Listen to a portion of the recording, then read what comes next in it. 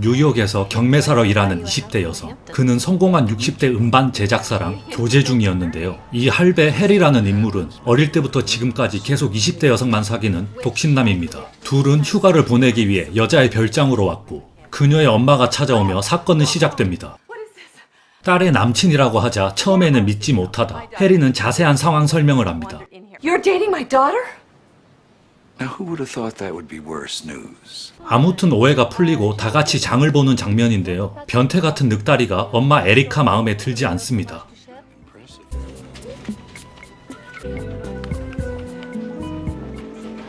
해리는 갱스터 힙합 음반을 제작하는 일을 하고 있다고 하자 에리카는 모든 게 마음에 들지 않습니다. I'm sorry, but look, I hate rap. I do. I really. 반면 에리카도 성공한 연극 작가인데요. 그녀는 잠시 글을 조용히 쓸 겸 본인의 별장으로 온 것이었죠. 하지만 망해버렸죠. 한편 식사를 마친 후 딸의 방에서 비명소리가 들립니다.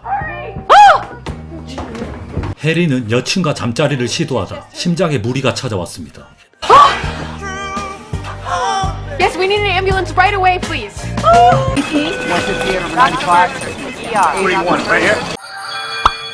존잘남 존윅 형이 전담 의사로 등장하는데요. 극중 이름은 줄리안입니다. 혹시 오늘 비아그라를 먹었냐 줄리안은 묻지만 해리는 안 먹었다 뻥을 칩니다. 다행이다며 지금 닌겔이 비아그라를 먹은 환자에게는 치명적이라 말해주자 알고 보니 의사 줄리안은 작가 에리카의 팬이었는데요. 훨씬 나이도 많은 에리카에게 거의 대놓고 대쉬를 합니다. 에리카는 남편과 오래전 이혼을 하고 혼자 지내고 있었는데요. Or more interested in you. Me? 그때 해리는 병원 약이 덜 깬 상태로 복도에 돌아다니고 있습니다. 간호사들이 오고 서서히 의식이 생긴 해리는 그냥 개쪽팔립니다. 해리는 퇴원을 하게 됐는데요. 결국 못했었죠. We haven't actually had sex yet, have we? No. 하지만 병원을 나서자 또 쓰러지고 생각보다 심장 상태가 안 좋았습니다. 줄리아는 병원과 가까운 곳에 당분간 휴식을 취하라 권유하고 방문 진료를 해주겠답니다. 딸도 일 때문에 뉴욕으로 가버리고 엄마가 남친 좀 당분간 돌봐달라고 합니다. Somebody, please explain to me how I ended up babysitting this guy. 극혐하는 담배 냄새가 나기 시작했습니다. I'd rather not have my freshly painted house smell like a pool hall. 대화를 이어가다 둘 다 4시간밖에 못 잔다. 8시간 이상 푹 자보고 싶다는 공통점을 발견합니다. 한여름에 왜 덥게 터틀넥을 입고 있는지 물어보는데요. 남이사 신경 쓰지 말라고 하죠. 방금 해리와 대화 내용이 재미있어 연극 대본으로 옮겨 적는 에리카. 글을 대충 마무리했는지 씻으려고 하는 그 순간 해리와 마주칩니다. Oh, I'm sorry. God, am I sorry. 주방으로 착각한 해리와 어젯밤 일 때문에 둘 사이는 어색하기만 합니다. 그리고 줄리안이 방문 진료로 왔습니다. 해리는 에리카의 뒷담화를 하고 줄리안은 괜찮은 여자 같던데요. 응수를 합니다. 그리고 해리는 자신의 아랫도리를 언제쯤 사용할 수 있겠냐 물어보죠. If you can climb a flight of stairs, you can have sex.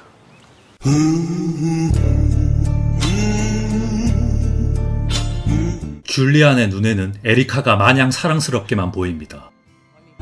Blowing out of me yet, but 연하남의 대시에 에리카는 정신을 못 차리게 되고 해변에 산책을 갈 건데 같이 갈 거냐 슬쩍 떠보는 해리. you up to that? Yeah, my doctor recommended. 줄리안의 말을 듣고 호기심이 생겨 인터넷으로 에리카를 검색해봤는데 생각보다 그녀는 유명한 작가였죠. 그녀는 흰 조약돌만 수집하는 이상한 취미가 있었는데요. 해리는 역으로 흑돌을 주어 선물합니다. Something to remember me by. 그는 역시 선수는 선수였습니다. I think our relationship is growing, by the way. Have you noticed? I'm serious. 그 후 에리카와 저녁 약속을 잡은 줄리안이 찾아왔습니다. Look who's at the door. Hello. 에리카의 아름다운 모습에 두 남자는 흠칫 놀라게 되죠.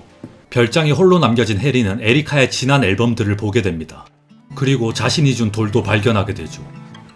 Top of the heap. 줄리아는 나이 차이는 개의치 않는다. 저돌적인 대시를 합니다. 심적으로 혼란한 그날 밤 해리에게 갑자기 채팅이 들어오는데요. 37, what are you doing?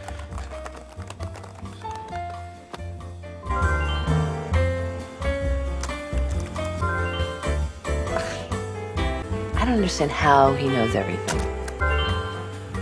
Pajama party. man. We are cute.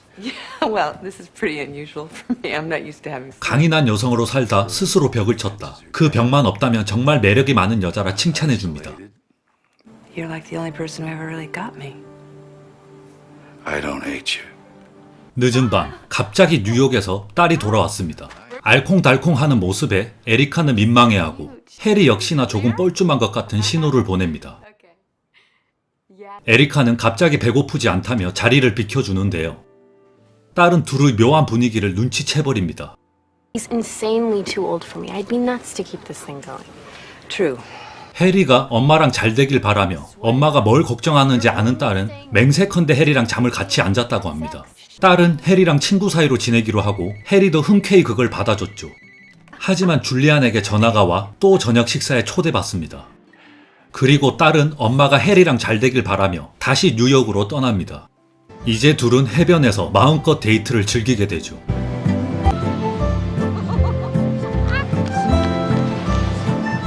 이제 에리카는 흰돌이 아닌 검정색만 죽기 시작하는 변화가 찾아옵니다. 겁나 로맨틱하게 하늘까지 도와주네요. 별장으로 돌아왔을 때는 정전이 되며 전기까지 둘 사이를 도와줍니다. 둘은 촛불까지 켜며 분위기에 취해 서로 강력한 끌림을 확인합니다.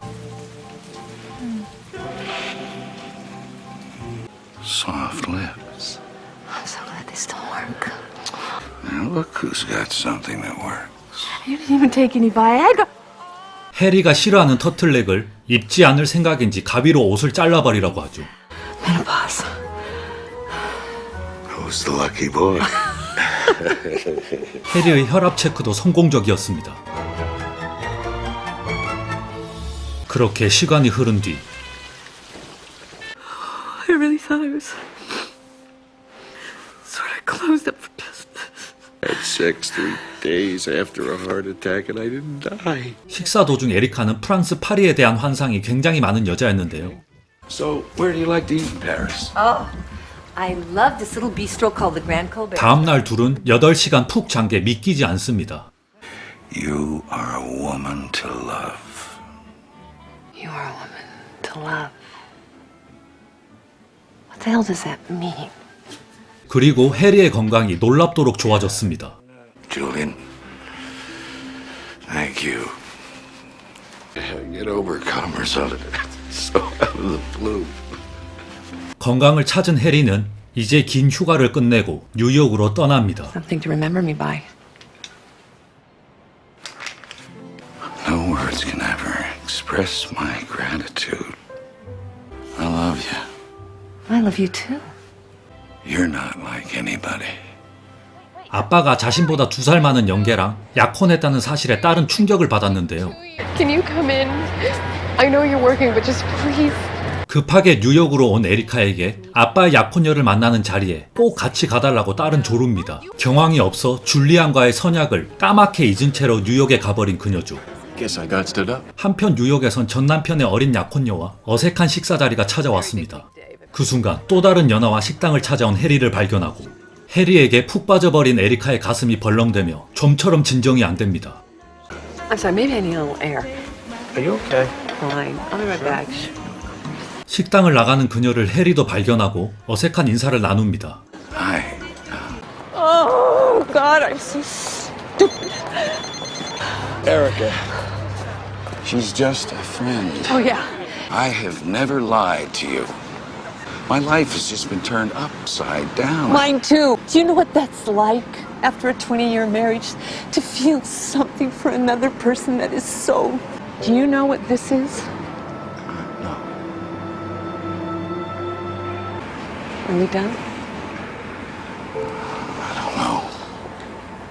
그녀가 떠나고 해리는 또 심장에 무리가 옵니다. 그리고 다시 병원에 실려가게 되고 심장에 무리가 온 게 아니라 사랑의 아픔으로 가슴이 답답해 호흡 곤란이 온 것입니다. 해리는 수많은 어린 여성을 만나봤지만 처음 겪어보는 사랑의 아픔이었죠. 이별의 아픔에 울고불고 난리가 났습니다. 오는 중인 건가 줄리안의 메시지를 듣게 되고 해리와 안경까지 바뀌어 있었죠. 그녀는 계속 울면서 겪었던 일을 시나리오에 써내려가고 이상하게 글은 잘 써지고 슬픔은 커졌습니다. 이때 해리에게 또 메신저 채팅이 도착했습니다. 해리의 마음을 모른 채 그녀는 잘 지내라 선빵을 날리게 되고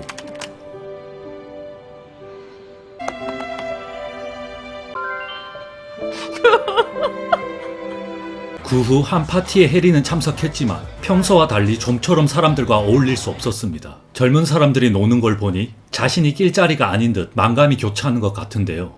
어느 날 에리카의 동생이 우연히 시장에서 줄리안을 만나게 됩니다. 그리고 줄리안을 집으로 데려왔죠. These are for you to give me when you apologize. I am sorry. Then you could kiss me.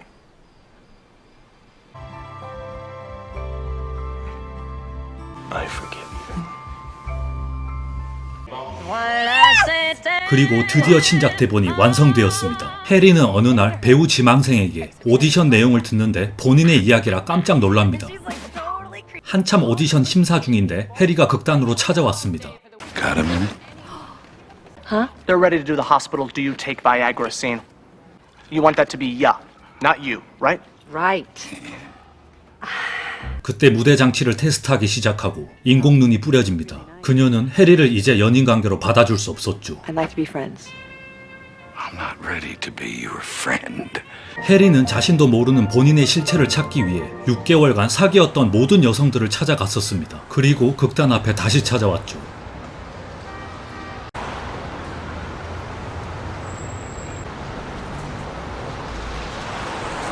그 모든 여성들에 당연히 에리카의 딸도 포함이 돼 있었습니다. 그녀는 임신을 했고 남편이 생겼습니다. 엄마가 생일 파티를 위해 파리에 갔다는 소식을 전해 듣게 되는 해리. 6개월의 대장정인 마지막 여자 에리카를 만나기 위해 파리까지 날아왔습니다. Showtime. 아니 저 인간이 여기 어쩐 일이지? 깜짝 놀라게 되는데요. 그는 바람둥이답게 여성의 말을 정말 잘 기억하고 있었죠. So, where do you like to eat in Paris? I love this little bistro called the Grand Cove. 그렇게 둘은 합석하게 됩니다. 옛날 여자들에게 문전박대당하며 자신이 어떻게 살아왔나 많은 걸 느낀 해리. I traveled the farthest to see you. 이때 줄리안이 등장하고 진심으로 서로는 반가워합니다. 에리카의 깜짝 생일 선물을 사러 그는 잠시 나갔다 온 거였습니다. 그녀는 이제 딴 남자의 여자가 되어 있었죠. Make a wish. 서로는 아직도 바뀐 안경을 사용하고 있었습니다. 바뀐 안경을 교환하고 그걸 본 줄리안 역시 뭔가를 느끼게 되죠. 밖에 나온 그들은 뭔가 할 말이 있지만 줄리안의 눈치를 보느라 둘은 어색한 이별을 합니다.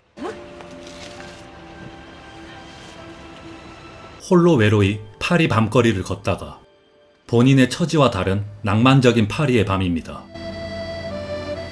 더 낭만적이게 눈까지 내리는군요. Anything else? 에리카가 아직 해리를 사랑한다고 느낀 줄리안은 그녀를 포기하고 보내줬습니다. For the first time in my life. That's what I came here to say. 인공눈이 아닌 진짜 눈 속에서 둘은 진짜 사랑을 이제 하게 됩니다. 그 후 딸의 아기가 태어나 식구가 늘고 그렇게 한 가족이 탄생되었습니다.